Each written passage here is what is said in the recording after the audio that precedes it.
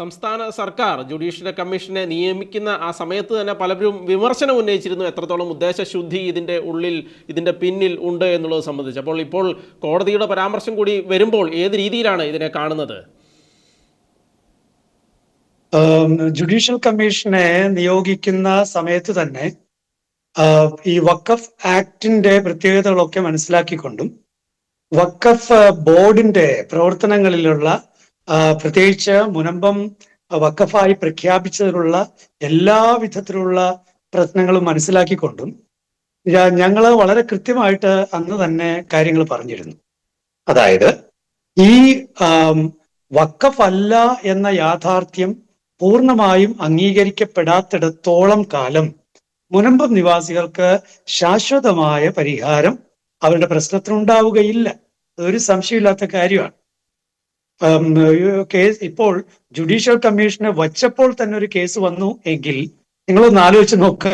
Judicial commission report കൊടുത്ത് അതിൽ സർക്കാർ എന്തെങ്കിലും ഒരു നടപടി എടുത്താൽ തന്നെ എന്തുമാത്രം കേസ് വരുമെന്ന് വെറുതെ ഒന്ന് ആലോചിച്ച് നോക്കിയാൽ മതി. ശരിക്കും പറഞ്ഞാൽ ഈ മുനമ്പം ജനതയുടെ യഥാർത്ഥ പ്രശ്നം ഇത് വഖഫ് ബോർഡിന്റെ കടന്നുകയറ്റവും അധിനിവേശവും വഖഫ് നിയമത്തിലെ കാടത്വവുമാണ് എന്ന് തിരിച്ചറിഞ്ഞ് അത് തിരുത്താനായി ആ രണ്ടു കാര്യങ്ങളും തിരുത്താനായിട്ട് തയ്യാറാകുക എന്നുള്ളതാണ് സുബോധമുള്ള അതുപോലെ പൊതുനന്മ ആഗ്രഹിക്കുന്ന ശാശ്വതമായ പരിഹാരം ഈ പ്രശ്നങ്ങൾക്ക് ആഗ്രഹിക്കുന്ന ആരും ചെയ്യേണ്ടത്. വ്യക്തമാണ്. മറ്റൊരു കാര്യം, അപ്പോൾ ഇങ്ങനെയാണ് എങ്കിൽ ഇത് ഈ അടുത്ത കാലത്ത് എങ്ങും തീരാത്ത വിധത്തിലേക്ക് എന്ന് വെച്ചാൽ ഇലയ്ക്കും ഉള്ളിനും കേടില്ലാത്ത രീതിയിൽ തദ്ദേശ സ്വയംഭരണ തെരഞ്ഞെടുപ്പും അതുപോലുള്ള നിയമസഭാ തെരഞ്ഞെടുപ്പും അങ്ങ് കടന്നു കിട്ടുക എന്നുള്ളതിനും അപ്പുറത്ത് ഇതിൻ്റെ ഉള്ളിൽ എന്തെങ്കിലും കാര്യങ്ങൾ സംഭവിക്കാനുള്ള സാധ്യതയുണ്ടെന്ന് തോന്നുന്നുണ്ടോ? നമ്മുടെ രാഷ്ട്രീയക്കാർക്ക് താൽക്കാലികമായ ലക്ഷ്യങ്ങളെ ഉള്ളൂ എന്നുള്ളത് വളരെ വ്യക്തമാണല്ലോ.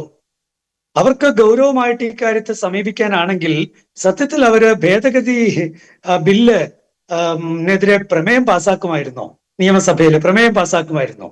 എന്തൊരു അബദ്ധമാണ് നമ്മുടെ 140 നിയമസഭാ സാമാജികര് ചെയ്തത്.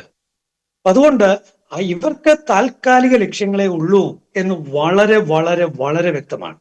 താൽക്കാലിക ലക്ഷ്യങ്ങൾ, പക്ഷേ അത് ജനത്തിന് കൂടുതൽ കൂടുതൽ കൂടുതൽ നാശം വിതയ്ക്കുന്ന ലക്ഷ്യങ്ങളായിരിക്കും. അപ്പൊ അതുകൊണ്ട് ഞാൻ സർക്കാരിനോട് പറയുന്നത്, ദയവ് ചെയ്ത് നിങ്ങളുടെ അല്പത്വം അവസാനിപ്പിക്കുക. ഈ ജനത്തിന്റെ ഈ രാജ്യത്തിന്റെ നന്മ ആഗ്രഹിക്കുക. ഭരണഘടനാപരമായ രീതിയിൽ കാര്യങ്ങൾ ഇവിടെ മുന്നോട്ട് പോകണം എന്ന് നിർബന്ധം പിടിക്കുക. നിങ്ങളുടെ മതഭ്രാന്തുകൾ അവസാനിപ്പിക്കുക. ഇതൊരു മതേതര രാജ്യമാണ്. മതേതര രാജ്യത്തിന് നിരക്കാത്ത നിയമങ്ങൾ അത് ഭേദഗതി ചെയ്യപ്പെടണമെന്ന് പറയാൻ ഒരു ചങ്കൂറ്റമില്ലാത്ത എന്തുകൊണ്ടാണ്? ഇവിടെ ഒരു രാഷ്ട്രീയക്കാരന് പോലും ചങ്കൂറ്റമില്ലാത്ത എന്തുകൊണ്ടാണ്? അത് പറഞ്ഞതുകൊണ്ട് ഇവിടെ എന്താ പ്രശ്നം ഉണ്ടാകാൻ പോകുന്നത്? ഒന്ന് ആലോചിച്ച് നോക്കൂ. ഈ മുനമ്പത്തെ വിഷയം ഇത് മതസ്പർദ്ധ എന്നും അതുപോലെ തന്നെ സമുദായങ്ങൾ തമ്മിലുള്ള ധ്രുവീകരണമെന്നും വർഗീയപരമായ നീക്കമെന്നൊക്കെ എത്രയോ പേരാണ് ഇവിടെ ഘോരഘോരം പറയുന്നത് നമ്മൾ കേട്ടത്. സത്യത്തിൽ ഈ വിഷയത്തിൽ ഏറ്റവും കൂടുതൽ സഹിക്കുന്നത് ആരാണ്? വഖഫ് വിഷയത്തിൽ ഏറ്റവും കൂടുതൽ സഹിക്കുന്നത് ആരാണ്? മുസ്ലിം സഹോദരങ്ങൾ തന്നെയല്ലേ? ശ്രദ്ധിക്കണം, നമുക്ക് കേരളത്തിൽ 53,297 വഖഫ് ക്ലെയിമുകൾ ഉള്ളതിൽ ആകപ്പാടെ 1,186 കാര്യങ്ങളെക്കുറിച്ച് മാത്രമേ ഡീറ്റെയിൽസ് നമുക്ക് അറിഞ്ഞുകൂടൂ. ആ 1,186 വഖഫ് ക്ലെയിംസിൽ 1,006 തർക്കങ്ങളാണ്, ലിറ്റിഗേഷനാണ്. ആരാണ് ലിറ്റിഗേഷനിലുള്ളത്? 1,006 തർക്കങ്ങളിലും 551 തർക്കങ്ങളും നമ്മുടെ മുസ്ലിം സഹോദരങ്ങളും വഖഫ് ബോർഡും തമ്മിലാണ്. ബാക്കിയുള്ളത് മാത്രമാണ് 455 തർക്കങ്ങൾ മാത്രമേ മറ്റെല്ലാവരുമായിട്ട് വഖഫ് ബോർഡിനുള്ളൂ. അപ്പോ ഈ രീതിയിലൊക്കെ അത് മതസ്പർദ്ധ എന്നും വർഗീയത എന്നും അതുപോലെ സമുദായങ്ങൾ തമ്മിൽ ധ്രുവീകരണം എന്നൊക്കെ നോക്കൂ. ഇതെല്ലാം തട്ടിപ്പ് പദപ്രയോഗങ്ങളാണ്. നമ്മുടെ രാഷ്ട്രീയക്കാർ നടത്തിക്കൊണ്ടിരിക്കുന്ന തട്ടിപ്പ് പദപ്രയോഗങ്ങളാണ്. മറിച്ച് ഇന്ത്യയെക്കുറിച്ച് ചിന്തിക്കൂ, ഭരണഘടനയെക്കുറിച്ച് ചിന്തിക്കൂ, നമ്മുടെ നമ്മുടെ മതേതരത്വത്തെക്കുറിച്ച് ചിന്തിക്കൂ, നമ്മുടെ ജനാധിപത്യത്തെക്കുറിച്ച് ചിന്തിക്കൂ, അതിനുവേണ്ടി നിലകൊള്ളൂ. അതാണ് എനിക്ക് നമ്മുടെ രാഷ്ട്രീയക്കാരോട് പറയാനുള്ളത്. ഉള്ളത് ഇപ്പോൾ ഈ കോടതി തന്നെ ഇപ്പോൾ പല കാര്യങ്ങൾ ചോദിച്ചിട്ടുണ്ട് ഇവരോട്, എന്താണ് ഉദ്ദേശശുദ്ധി, ഇത് നിങ്ങൾ എന്ത് മനസ്സിരുത്തി എടുത്ത തീരുമാനമാണ് ഇതെന്ന് അടക്കം ചോദിച്ചിട്ടുണ്ട്. പക്ഷേ ഇവിടെ വർഗീയതയുണ്ടാകും, കലാപമുണ്ടാകും, കുത്തിത്തിരിപ്പുണ്ടാകും എന്ന് പറയാൻ ഈ മുനമ്പത്തെ ക്രിസ്ത്യാനികൾക്കോ അതുപോലെ കേരളത്തിലെ വേറെ ഏതെങ്കിലും ക്രിസ്ത്യാനികളോ ഈ രാജ്യത്ത് ഏതെങ്കിലും കലാപം ഉണ്ടാക്കിയ ചരിത്രമുണ്ടോ? ആരാണ് ഇവിടെ കലാപം ഉണ്ടാക്കിയ ചരിത്രമുള്ളതെന്നൊക്കെ എല്ലാവർക്കും അറിയാവുന്ന കാര്യമാണ്. അപ്പോൾ ഇതിൻ്റെ ഉള്ളിൽ മുനമ്പത്തെ വിഷയം കൃത്യമായി അത് എടുത്തു കാണിക്കുകയും അതിൻ്റെ ഉള്ളിലെ പ്രശ്നം എന്താണെന്ന് പറയുകയും വഖഫ് ഒരു പ്രശ്നമാണ് എന്ന് പറയുകയും വഖഫ് നിയമം ഉണ്ടാക്കി വെച്ചേക്കുന്നത് കൃത്യമല്ല എന്ന് പറയുകയും ചെയ്തു കഴിഞ്ഞാൽ ക്രിസ്ത്യാനി ഇവിടുത്തെ നാടെടുത്ത് മറിച്ചു വെക്കും എന്നുള്ളൊരു ചിന്താഗതി എങ്ങനെയാണ് രൂപപ്പെടുന്നത്? അത് വർഗീയമാകുമെന്ന്, കലാപം ഉണ്ടാകുമെന്നൊക്കെ ചിന്തിക്കാൻ മാത്രം എന്ത് ഘടകങ്ങളാണ് ഇവിടെ പ്രേരിപ്പിക്കപ്പെടുന്നത്? അല്ല, മുനമ്പത്തെ വിഷയത്തെ നമ്മൾ ക്രിസ്ത്യാനിയുടെ വിഷയമായിട്ട് അവതരിപ്പിക്കേണ്ട കാര്യമേ ഇല്ല. മുനമ്പത്തെ വിഷയം അവിടെ അതൊരു പൊതുവിഷയം തന്നെയല്ലേ? നോക്കൂ, ശരിയാണ്. എന്തുകൊണ്ടാണ് അവിടെ പള്ളി പരിസരത്ത് അത് വന്നത്? കാരണം 400-450ഓളം കുടുംബങ്ങള് ആ ഇടവകാംഗങ്ങൾ തന്നെയാണ്. അതുകൊണ്ട് സ്വാഭാവികമായിട്ടും ഒരു മെജോറിറ്റി അങ്ങനെയാണ്. പിന്നെ ഉണ്ടല്ലോ 100-200 പേര് മറ്റ് വിവിധ സമുദായങ്ങളിൽപ്പെട്ടവരായിട്ട്. അപ്പോ ഇതിനൊരു ഒരു ഒരു ക്രിസ്ത്യാനി വിഷയം എന്നുള്ള രീതിയിൽ, ക്രിസ്ത്യാനിയും മുസ്ലിം തമ്മിലുള്ള വിഷയം എന്നുള്ള രീതിയിലോ ഹിന്ദുവും മുസ്ലിം തമ്മിലുള്ള എന്നുള്ള രീതിയിലോ അല്ല ഇത് അവതരിപ്പിക്കപ്പെടേണ്ടത്. ഇത് അവതരിപ്പിക്കപ്പെടേണ്ടത് ഇന്ത്യൻ പൗരന്മാരുടെ പ്രശ്നം എന്നുള്ള രീതിയിലാണ്. ആ രീതിയിലാണ് ഞാൻ ഇക്കാര്യങ്ങൾ പറയുന്നത്.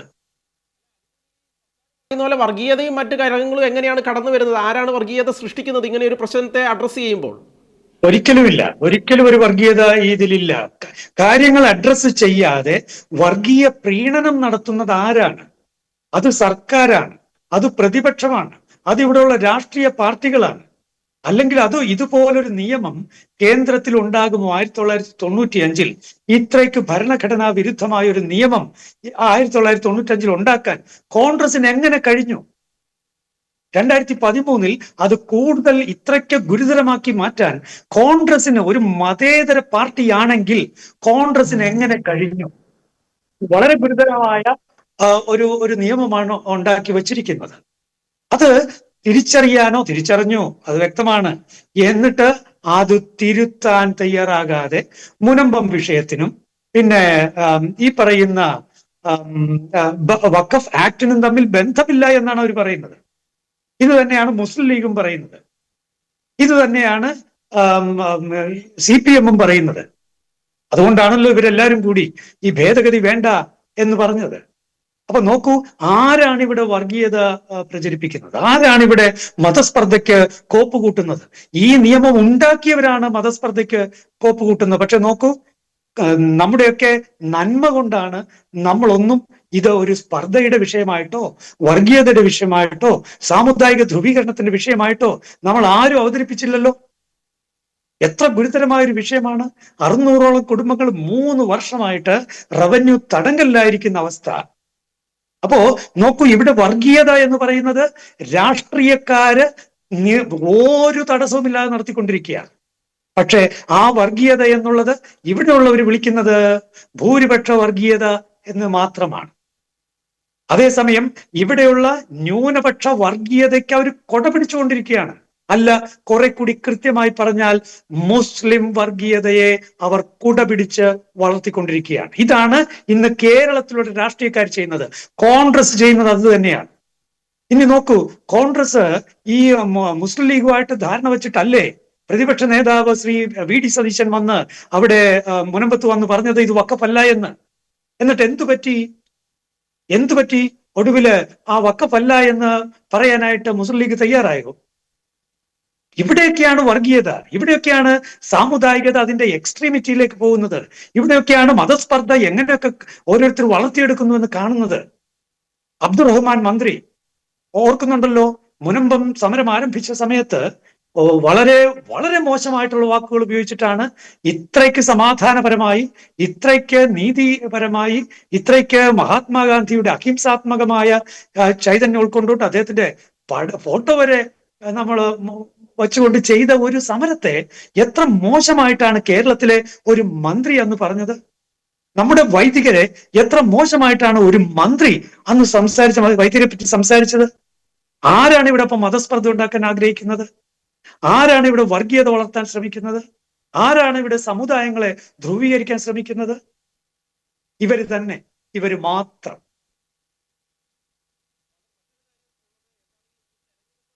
വരാനിരിക്കുകയാണ്. ഇപ്പോൾ കോടതിയുടെ പരാമർശങ്ങളൊക്കെ ഉണ്ടാകുന്നു. അപ്പോൾ ഞാൻ ചോദിക്കുന്നത്, ഇപ്പോൾ അടുത്ത തിരഞ്ഞെടുപ്പിലേക്ക് എത്തുന്നതിന് മുൻപ് മുനമ്പം സമര സമിതിയിലെ അല്ലെങ്കിൽ മുനമ്പം സമരം നടത്തുന്നതിന് ഇടയിലേക്ക് ഒരു കടന്നുകയറ്റം നടത്തുകയും ഇപ്പോൾ വിഴിഞ്ഞത്തുണ്ടായതുപോലെ ഒരു അധികാരവും ഗുണ്ടായുസവും ഒക്കെ വെച്ച് ഇവിടെയും ഒരു കടന്നുകയറ്റവും തെരഞ്ഞെടുപ്പ് അടുക്കുമ്പോഴത്തേനും ഒരു വിഭജനവും ഒരു തമ്മിലടിയും എല്ലാം സൃഷ്ടിച്ചെടുക്കാനുള്ള ഏതെങ്കിലും തരത്തിലുള്ള ശ്രമങ്ങൾ നടക്കുന്നുണ്ടോ എന്നുള്ളത് കൂടി ഒരുപക്ഷെ എനിക്ക് തോന്നുന്നു നമ്മൾ ചർച്ച ചെയ്യേണ്ടതാണ് എന്ന് തോന്നുന്നു.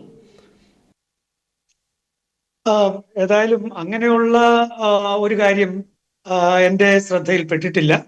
സ്വാഭാവികമായും മുനമ്പം ജനത തങ്ങളുടെ അവകാശങ്ങൾ, ഭരണഘടനാപരമായ അവകാശങ്ങൾ സംരക്ഷിക്കാൻ പ്രതിജ്ഞാബദ്ധരാണെന്നും അവരെ പിന്നോട്ട് പോകാത്തൊരു ജനതയാണെന്നും ഇപ്പൊ രാഷ്ട്രീയക്കാർക്കൊക്കെ മനസ്സിലായിട്ടുണ്ട്. അതുകൊണ്ട് എല്ലാവരും അങ്ങോട്ടേക്ക് എത്തുന്നുണ്ട്. ഞങ്ങൾ കൂടെയാണ് കൂടെയാണ് കൂടെയാണെന്ന് പറയുന്നുണ്ട്. മുനമ്പം ജനതയോട് കൂടെയാണ് എന്ന് പറയുന്നവരെ ഈ ദിവസങ്ങളിൽ നമുക്ക് തിരിച്ചറിയാം.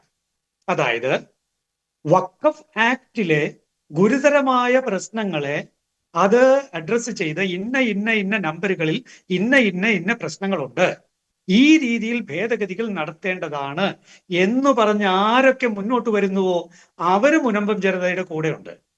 മുനമ്പം ജനതയുടെ കൂടെ ആരൊക്കെയുണ്ടോ അവർ ഇന്ത്യൻ പൗരന്മാരുടെ കൂടെയുണ്ട്.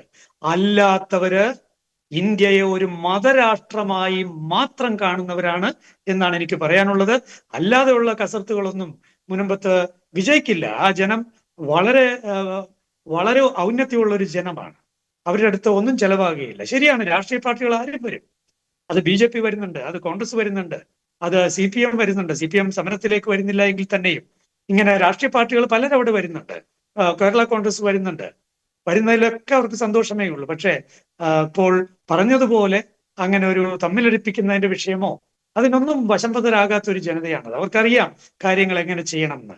രാഷ്ട്രീയക്കാരുടെ തന്ത്രങ്ങൾക്കൊക്കെ അപ്പുറമാണ് അവരുടെ അനുഭവം അവർക്ക് നൽകിയിരിക്കുന്ന ജ്ഞാനവും അവരുടെ ബുദ്ധിയും അവരുടെ ശക്തിയും അവരുടെ ഊർജ്ജസ്വലതയും അവരുടെ സമരവീര്യവും. അത് ഇവർ വിചാരിക്കുന്ന പോലെ കെട്ടുപോകുന്നില്ല.